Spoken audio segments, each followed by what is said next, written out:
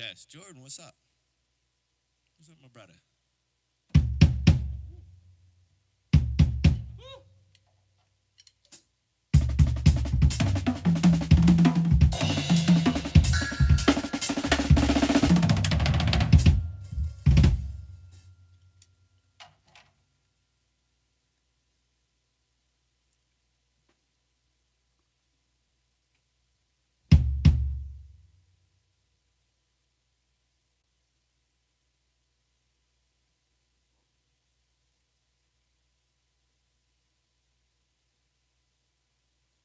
Test.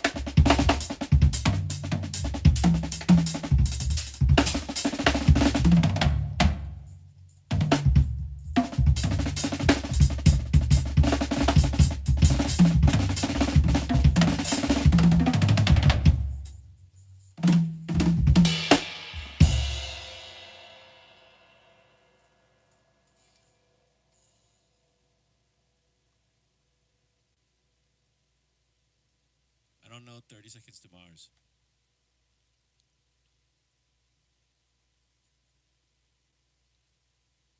That's no slight against them. I just don't. Whoa. That's no slight against them. It's just, you know. Um, oh my goodness. Yuck. Yuckity yuck. Ah, okay. Wait a minute.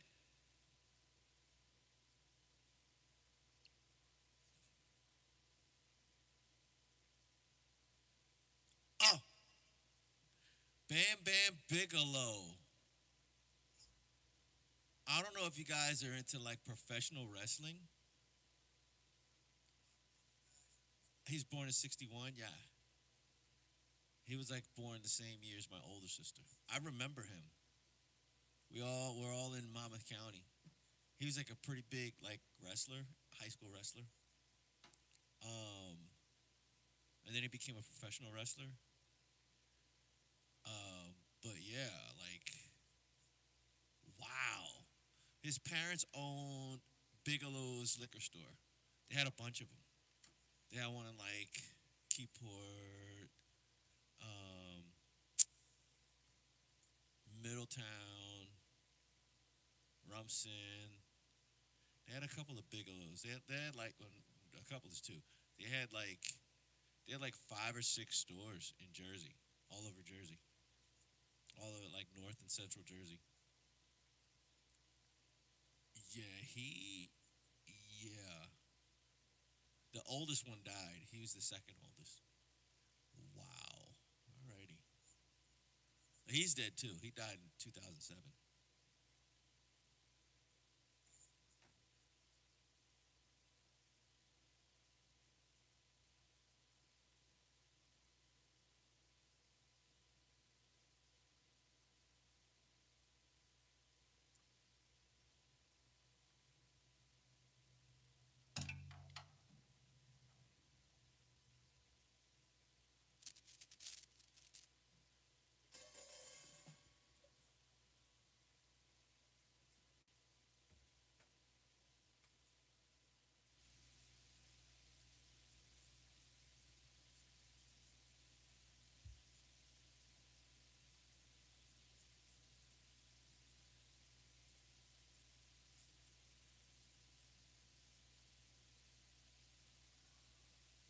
How's that? Test, test. That's as loud as I'm putting it. Anything louder and it's gonna feedback squeal.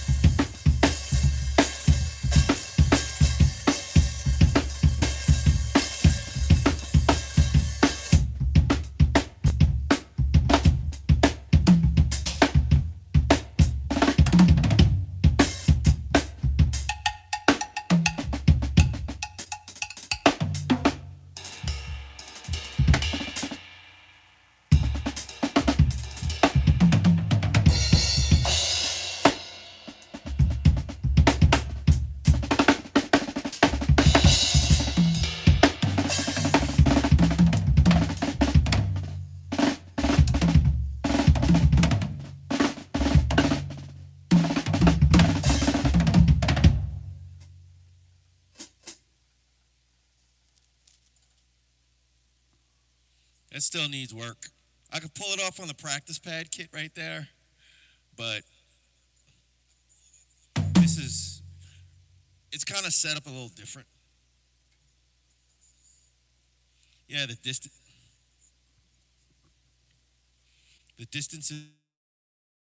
are different. This is actually closer. It's kind of closer. The pad over there that represents this tom is a little higher, slightly higher. Which this tom was lower, but I actually raised it up. It was like almost flush with the snare. It was like maybe a half inch or like an inch. And I rose this up. But I wanted to actually get used to, I want to keep some kind of uniformity. The church, the set I play at church,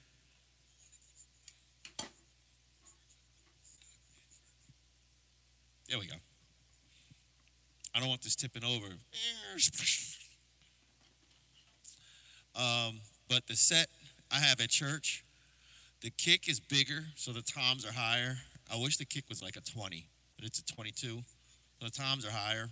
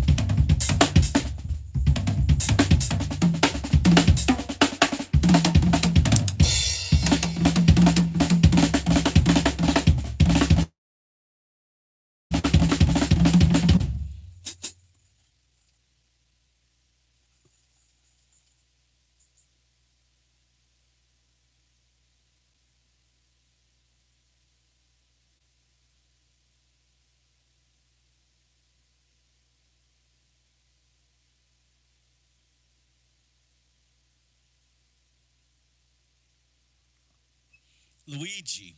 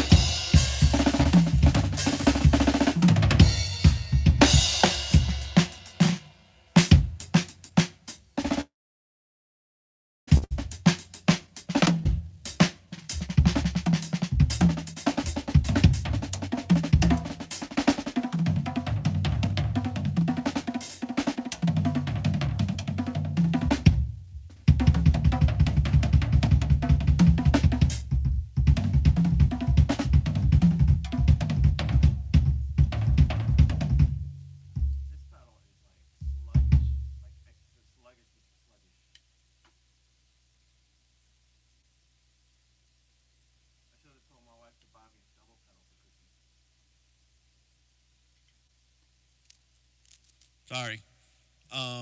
This pedal's like really sluggish compared to that Mapex pedal.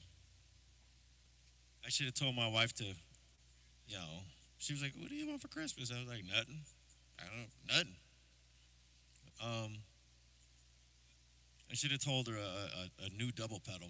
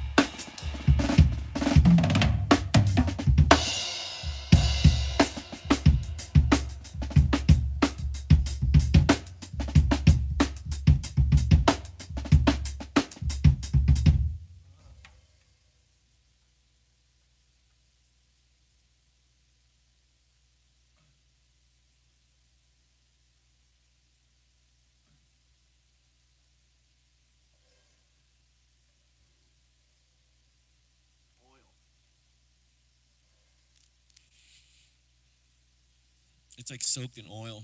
I tried everything. I replaced the bearings. It's an old Pearl, an old, very old Pearl. I think it's like the first gen Pearl Eliminator. But I want to get used to a crappy pedal.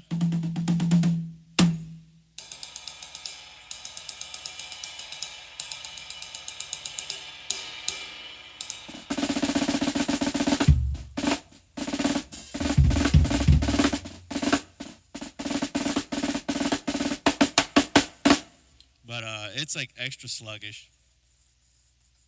Single chain. But I figure get efficient and get proficient on this pedal. So by the time I do get a by the time I do get a better double pedal, I'll be like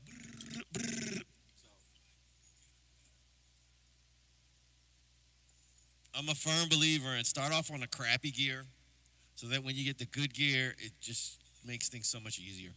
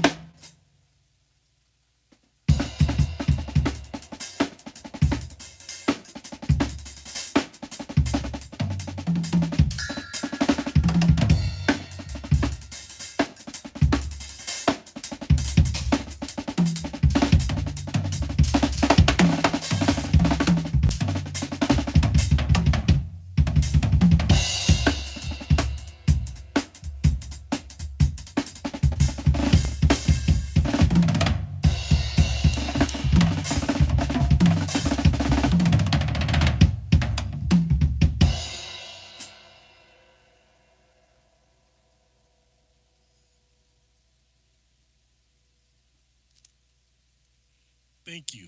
Thank you.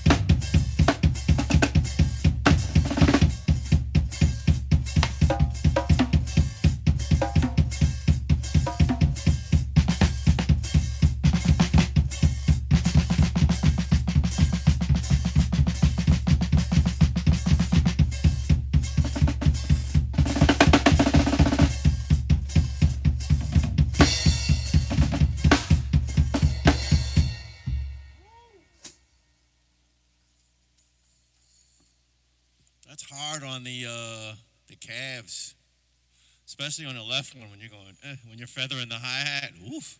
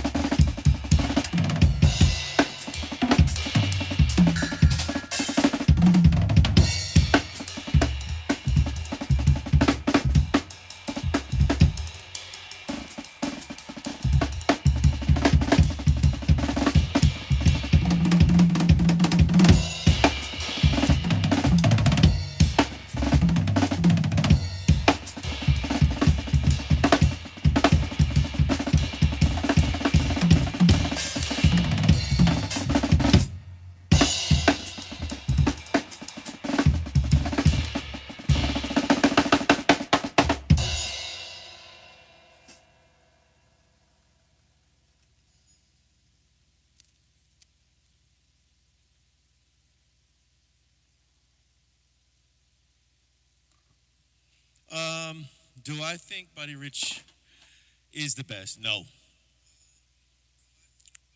Do I think he was the best? Yes. He's the only guy I could say.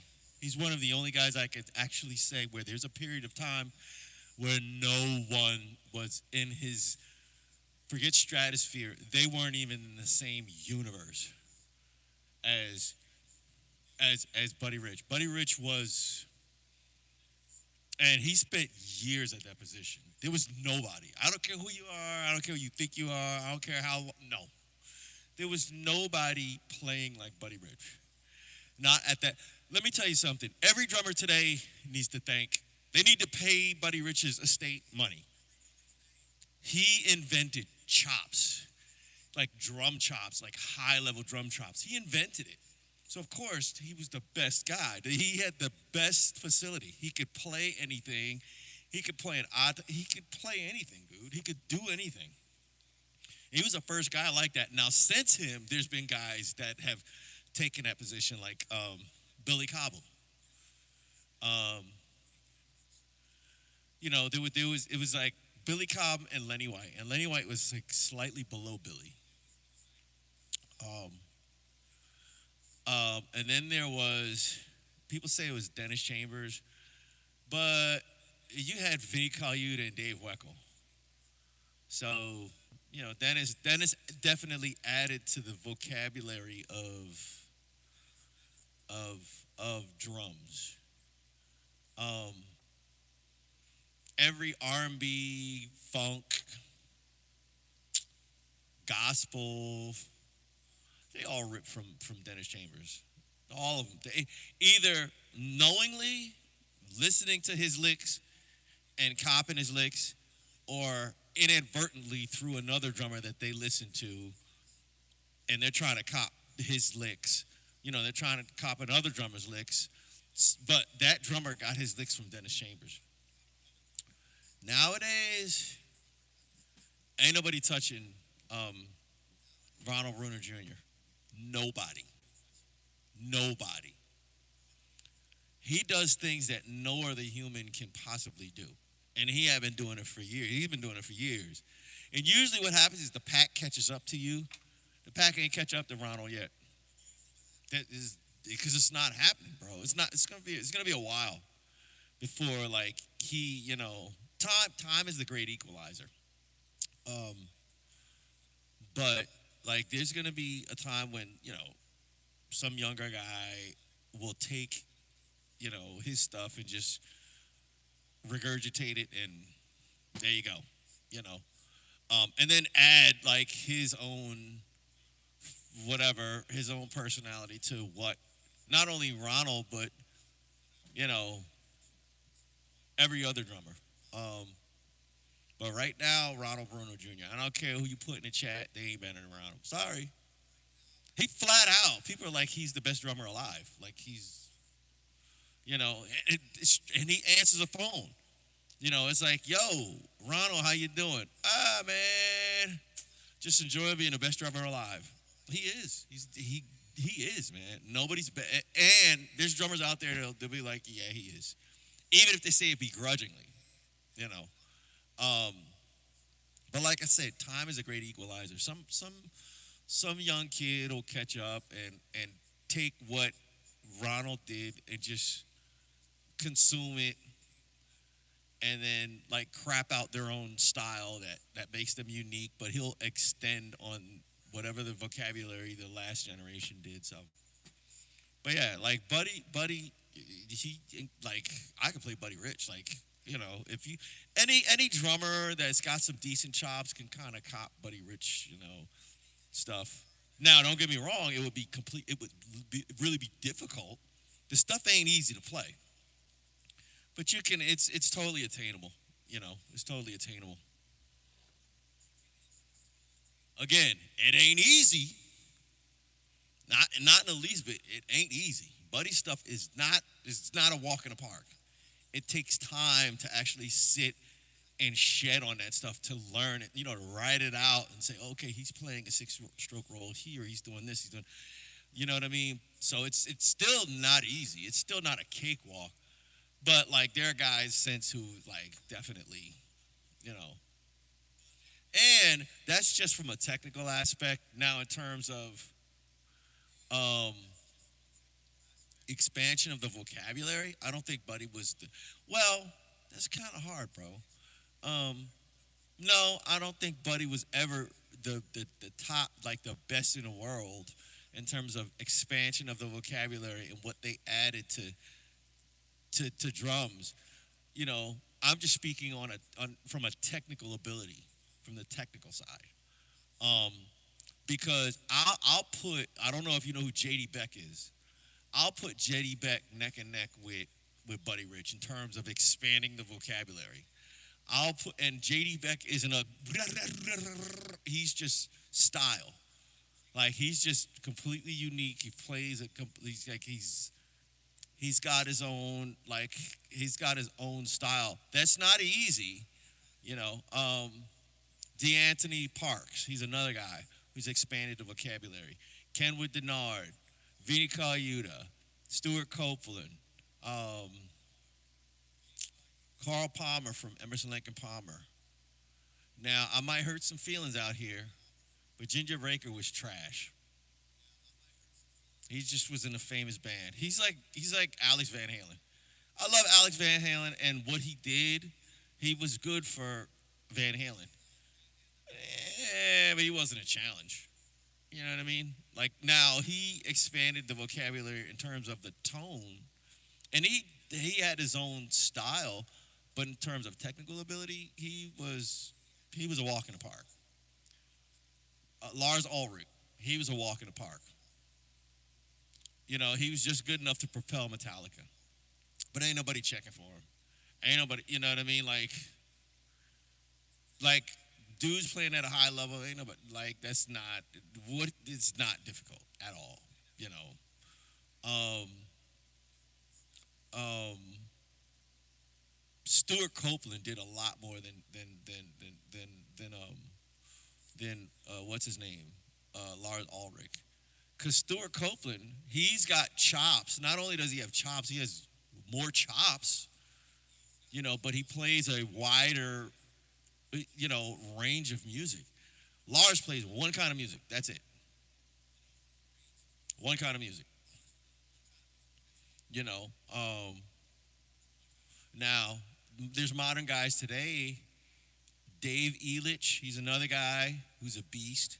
Thomas Pridgeon, Justin Brown, Matt Garska, Gurgle Borlai, old boy from Meshuggah, the drummer from Meshuggah. He's a freak of nature, and his coordination is just impeccable.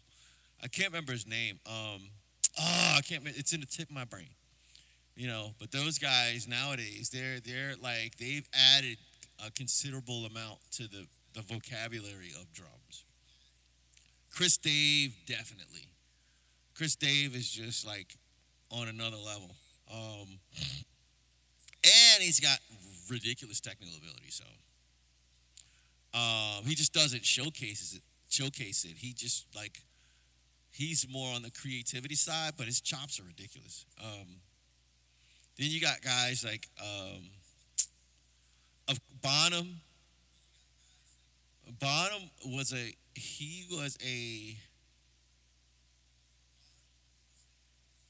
he kind of changed how drummers how what drummers did and how they played. He brought soul to rock drums. He could have easily been like an R&B drummer or even a jazz drummer. He could have easily been that. He was already playing like funky, soulful kind of stuff, man. You know, Bonham was he was different, man. Mitch Mitchell. Now, if you ask Mitch Mitchell versus Ginger Baker, sorry, Ginger, go sit down somewhere. Go sit down. I mean, he's known for long solos. No, bro, that I'm not impressed. You know, give me something that kind of like. I mean, I could play a solo for an hour or however long. You know, Um, but Mitch Mitchell, man, was in terms of his style, his technique. There's a reason why, you know, when Jimmy broke up the experience and he formed a band of gypsies. After a band of gypsies kind of did their thing, and he disbanded the group, he formed Gypsy Sons and Rainbows, which he had Billy Cox on bass, but he got Mitch Mitchell to play drums. Mitch was a better drummer, bro. Mitch was a beast, you know. Thomas Hawk. Yes, Thomas Hawk. Thomas Hawk is like an alien, bro. He's like an alien.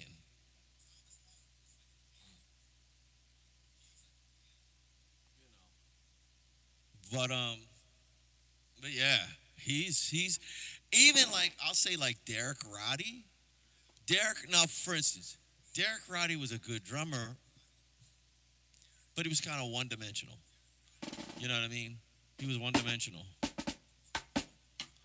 Now I'll say this: a lot of people don't really realize that I'm older, so I have the advantage of long term perspective and long term view. There's a guy, El Espario. Watch that guy. I'm telling you, he's a different beast. Like he plays metal, but he's sick at Latin music. And I can't wait to hear what he's gonna do because he's like he could take the Latin music and add it to metal. Like, and who knows what that's gonna sound like. Um and there's a lot of Brazilian drummers. There's tons of Brazilian drummers that have added to the vocabulary. But I think right now my favorite is like Gurgle Borlai. The reason why I like Gurgle Borlai is because his own band is a weird mix of fusion metal. Like when I say metal, like metal, um, like math rock, jazz. They can go in. They're a band that can really go in any direction. Whatever direction they want to go in, they can go in that direction. Um, in addition to, he plays rock and he plays metal. Like he's a hired gun. If a band needs like if there's a band that's starting out and the drummer's trash, they'll hire Gurgle Borlai. Hey, play this, and he'll play it like no problem. You know, but he can play jazz. He can play drum and bass. He can play like fusion, like he can play jazz, not R&B that's called jazz. No, he actually plays jazz. He can play R&B. He can play, he can play parts. He can improvise. You know what I mean? So there's a lot of components in drumming as opposed to like guys say, oh well, they look at like a rock drummer and they're like, oh, he's the greatest in the world. No, he ain't. A lot of times those guys are like one dimensional. What makes guys like the best is, can you play other things? And how do you expand the vocabulary of drums? Can you play double bass? Can you play parts? Are you ambidextrous like Mike Mangini? Like, you know what I mean? So, there's a lot of other components that go into being the best drummer in the world. Now, I'll say this, Buddy Rich may not have been able to play Latin and stuff like that. Well, I'll say this, just his technical ability was just, and dude, he started playing professionally at 3 on vaudeville. He's like 2 or 3 years old, chopping it up on vaudeville.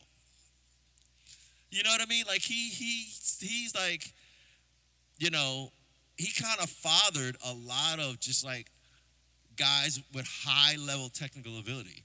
Like before him, there was nobody. There was not playing at we're still playing at the level of Buddy Rich. We're still playing at his level. Now we may add different rudiments and twist it and slap it up, flip it, turn it around, do whatever. But we're still adding to the vocabulary or adding to the foundation that Buddy laid in terms of technical ability. There was a before Buddy and after Buddy, and everybody is after. But there's nobody. He covered so much ground. There's no way you can touch him. There's no way you can play and say, well, this is something completely different. No, he changed drums forever. Like, not American drums, just drum set forever, you know. So,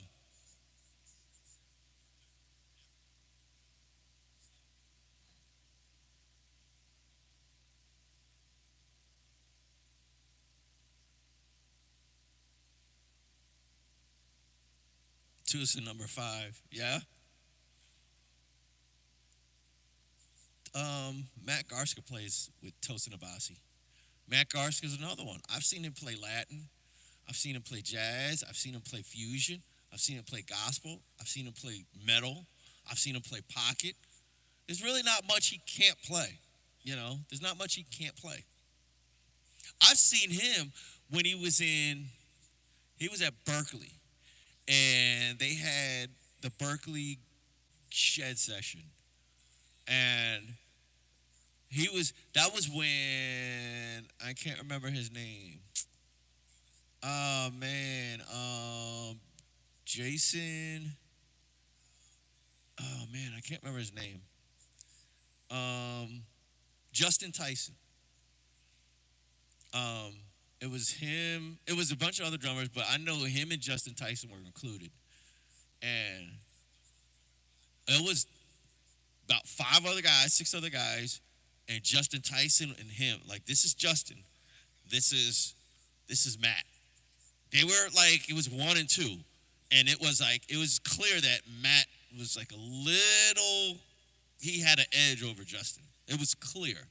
He was like, they were like men, 2 men playing amongst boys.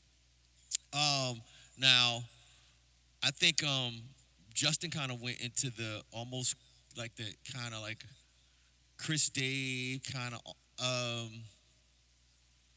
really, really unique sound direction, whereas Matt went into the all around direction. You know what I mean? Where you having the ability to play everything, every and anything. So, and really, there's YouTube videos of him when he was like 15 years old playing in his father's jazz band. You know what I mean? His father was a sick guitarist. His father's a sick guitarist.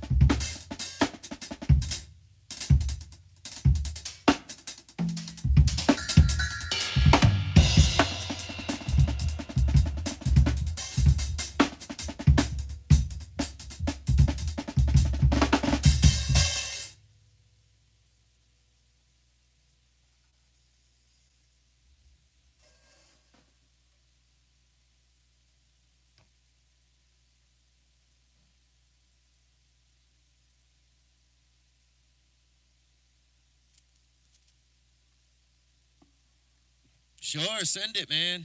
I'm always ready. I could just import it right now and press record.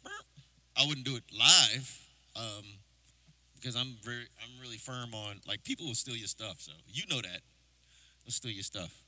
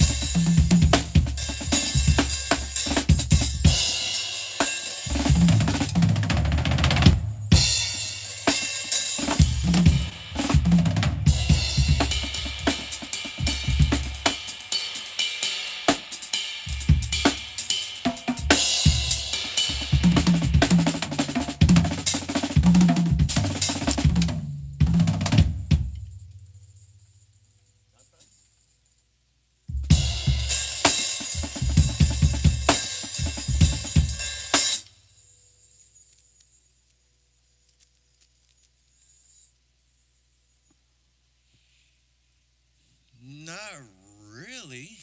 Um, just send over what you got. I'm making sure I ain't muted. Um, Not really, man. I'm pretty much if you send it, you say, hey, I want a rock song. Okay, cool. I want a metal song. Okay, cool.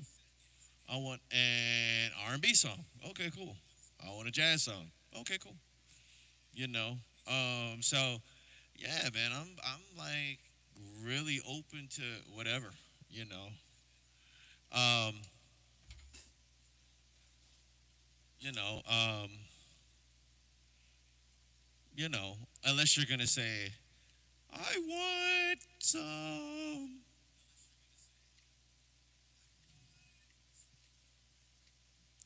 like I'm kind of weak in Afrobeat. Like I can fake it, but I'm kind of weak.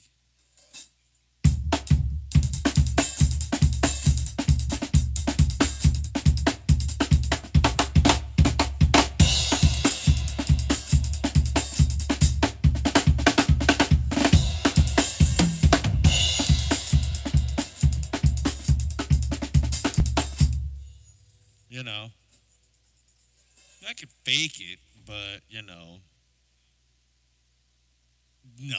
Like I'm, okay, hold on. Trying to find something to.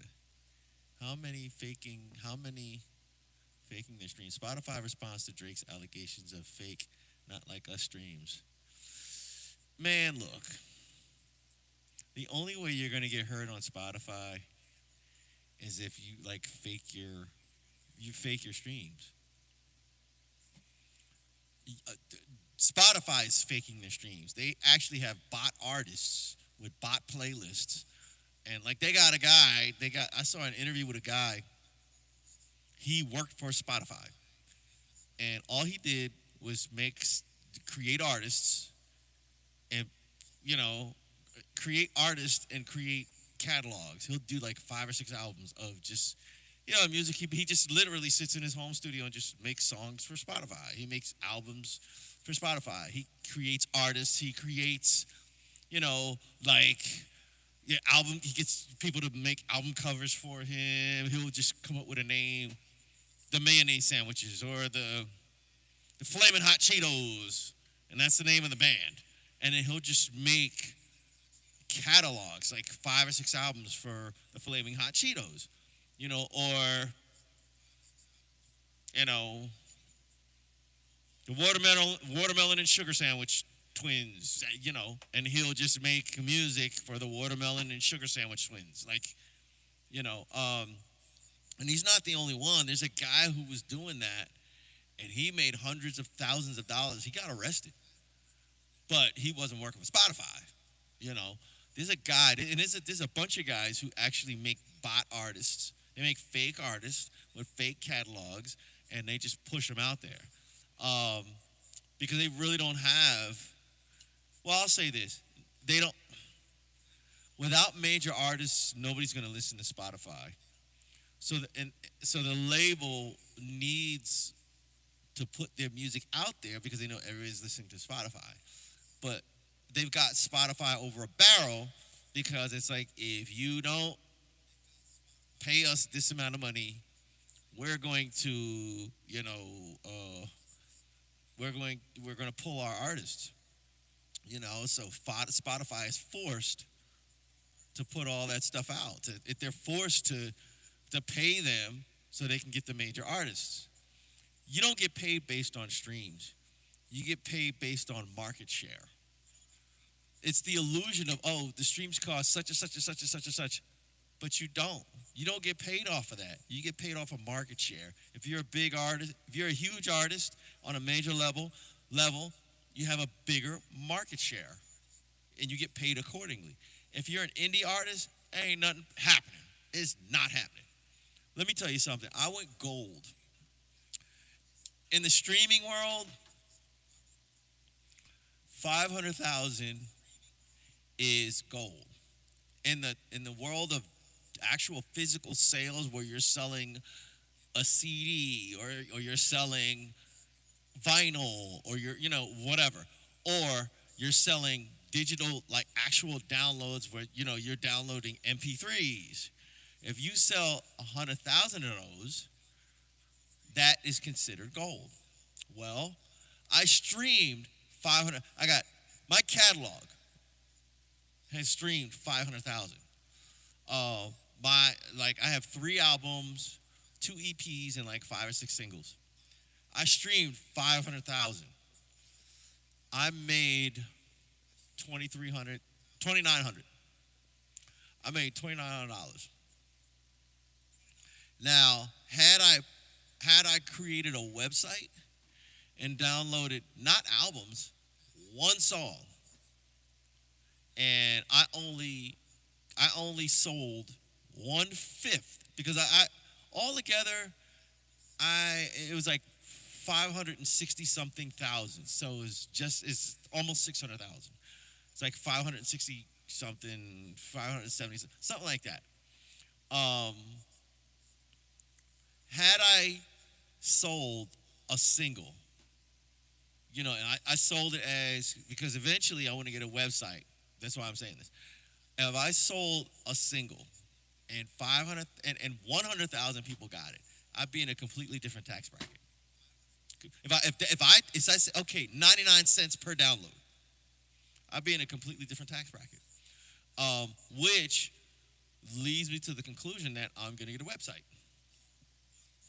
And what I want to do is I'm not only going to, if you download a song, but you get to download the stems to that song. So if you want to do a drum cover, you can do a drum cover. You could remove all the drums, and it'll have the bass, the guitar, whatever, all the other instruments, and you can do a drum cover on YouTube. And if you do a drum cover of my music on YouTube, I don't care. I'm not going to copyright strike you. I don't care. I know this is internet culture. This is internet culture, man. A lot of guys will say, it's copyright strike. That's internet culture. It's free publicity. Why are you doing that? But if you download my stuff, you get all the individual stems. And if you not only you'll get a full mixed master stereo mix, as well as all the other stems. And if you want to flip it up, if you want to sample it, if you want to do whatever, you want to use it as a hip hop beat, whatever, I don't care. I don't care. Because all that's going to do is drive more business to my website. I don't care. It's free publicity. And I don't get, I think there are artists who get it, but labels don't get it. They're label, and that's why labels are crashing because labels don't get it. They don't get internet culture. They don't get it. So, you know, now of course my stuff is it's gonna be copywritten. Like if I hear it on the radio or something like that, no, I want my money. Pay me. You know, if I hear it on Spotify, no, I want my money. Pay me. You know, and I'm not gonna. The thing is, I'm not the stuff I'm gonna have on my website is not gonna be released on DSPs. You know, because why would you buy my stuff when you can listen to it for free on a DSP?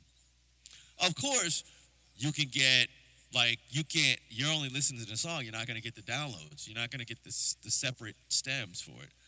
But still, if you're not into that and you just want to hear the song, why buy it when you can listen to it for free? So that's my thing. And not only that, but I understand.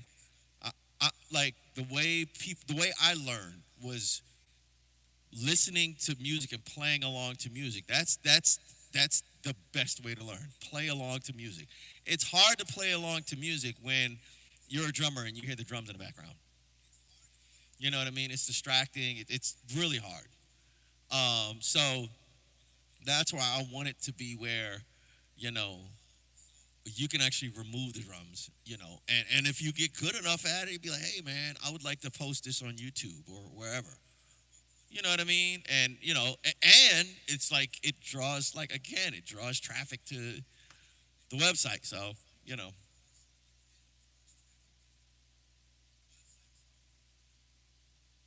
exactly.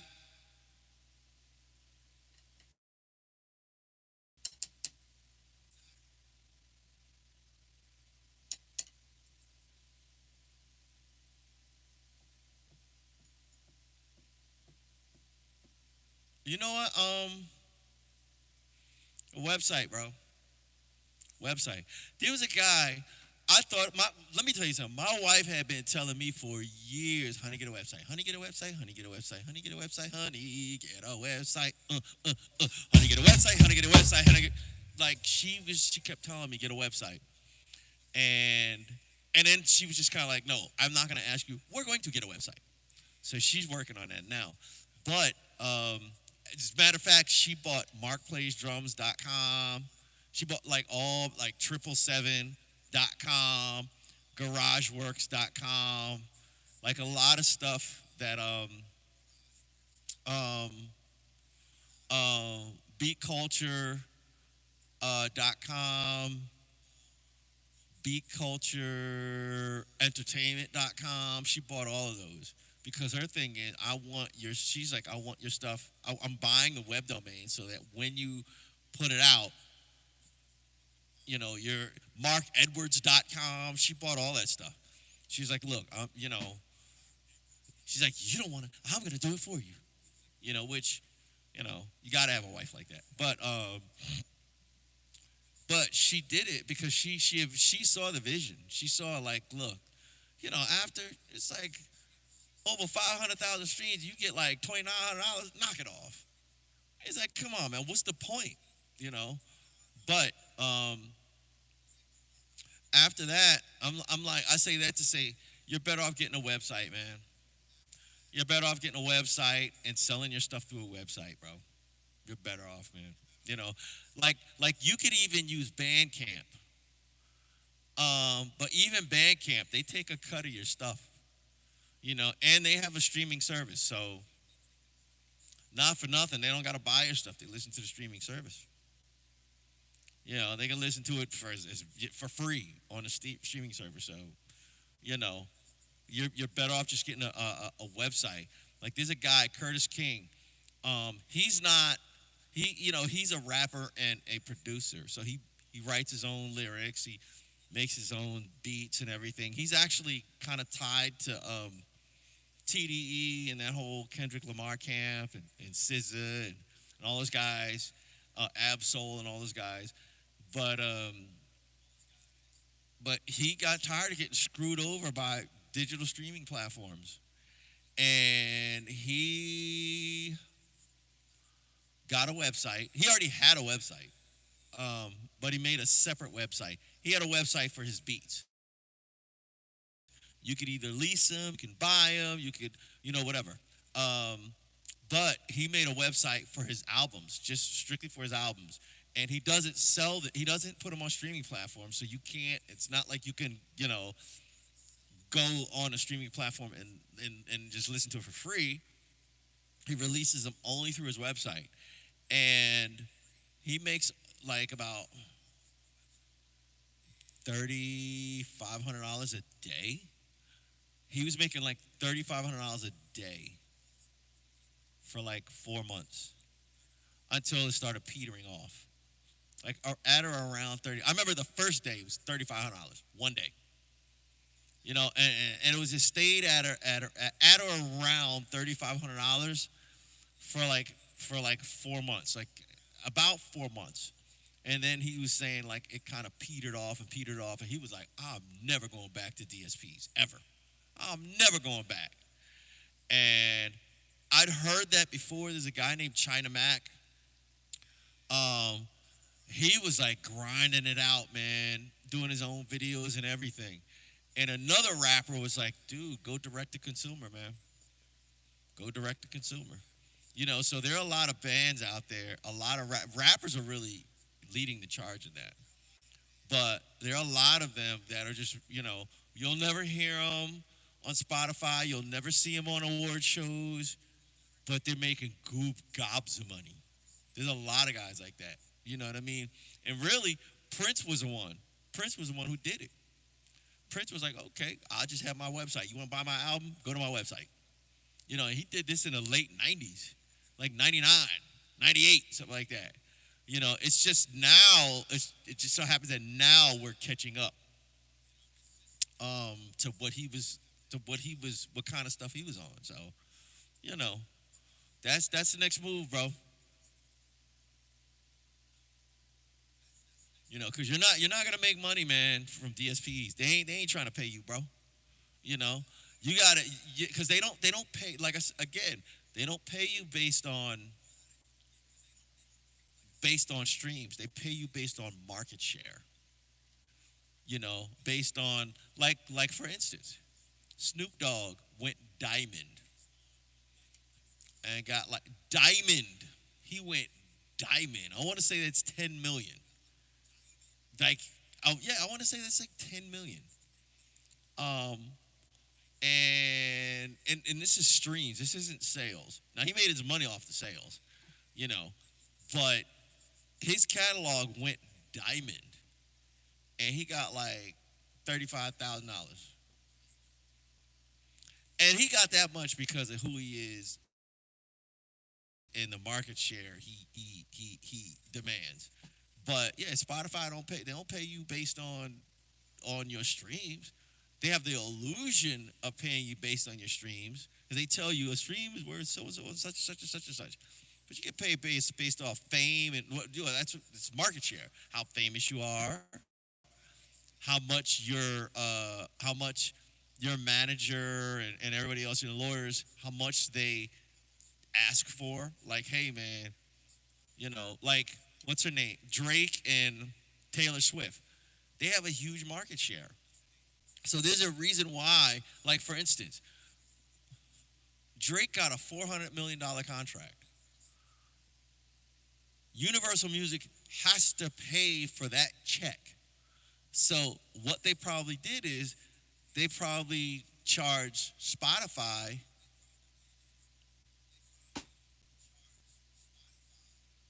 $800 to $900 million. Probably more. They say, okay, you want to use our music? Here you go. And they like $800 to $900 million. And for Spotify to recoup that money, they'll advertise on every single. There was like this Scorpion season where he was on rock playlist, he was on jazz playlist, he was on gospel playlist, he was on R&B playlist, he was on metal playlist, he was on country playlist, he was on classical playlist, he was on gospel playlist, he was on praise and worship playlist. Playlists that had nothing to do with rap. Like, but they had to generate all of that money. They had to generate the money. So they flooded the DSPs with Drake, and they called it Scorpion season because his album Scorpion was coming out. You know, so like you get paid based off the same thing with Taylor Swift. Taylor Swift got these DSPs in a chokehold. Because her fan base is so loyal, she doesn't have to rely on DSPs. She could sell merch bundles, t-shirts and vinyl. Now, her fans ain't got no record players, but they're just buying it because it's Taylor Swift. And then she'll come out with, this is the nighttime version, this is the daytime version, this is the acoustic version, this is the rock version. And they're gonna buy the same album with the same songs played in different versions, just because it's Taylor Swift. So she doesn't need DSPs. They need her more than she needs them. She has a huge market share. So you're not going to make money on DSPs, bro. You're not at all. That's a quick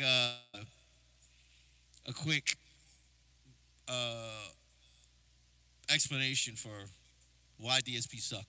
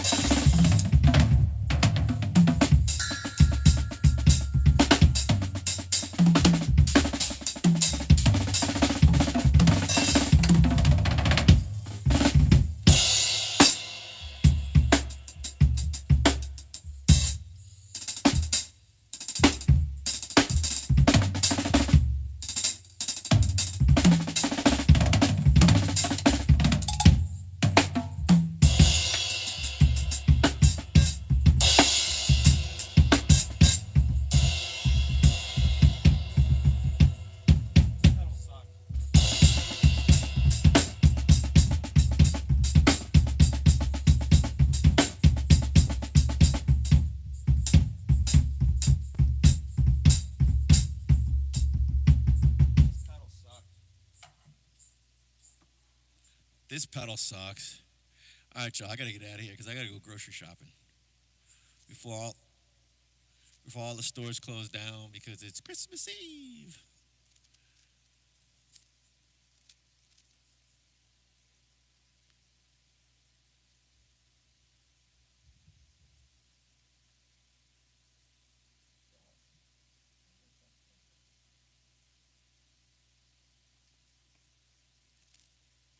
Some weird white dust on my kick drum pedal. On the beater in the head. The beater in the head.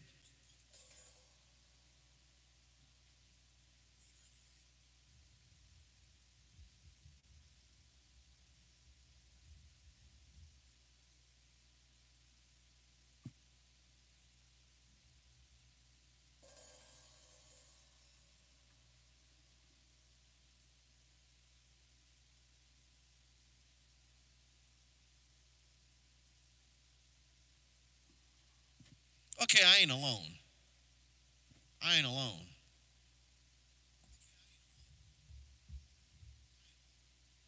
And usually, I'm bad, dude. I'm horrible. My kit will be completely dusty. The kit will be dusty. So I'm trying to get better at. I'm trying to get better at a few things. I'm trying to get better at not burping on the mic. I'm trying to get better at not yawning on the mic. And I'm trying to get better at keeping my kit nice and clean and dust free and everything. I'm a slob, man.